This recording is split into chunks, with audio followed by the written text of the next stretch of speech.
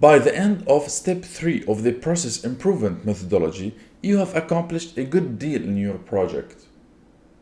You have walked through your process, created the functional flow chart with activities mapped to their respective owners.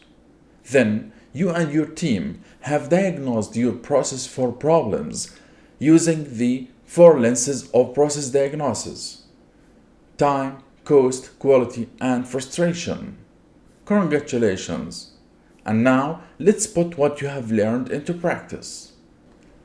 In this exercise, you need to use the functional flowchart of the air-cooled chiller manufacturing process that you have created in the previous exercise to create the task procedure flowchart.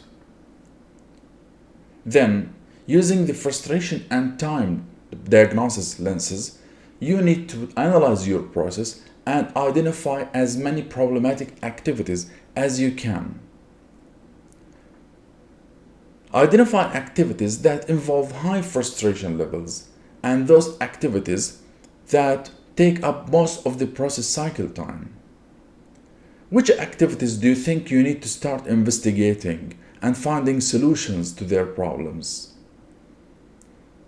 Use the document of the case study as a starting point for your analysis. Good luck.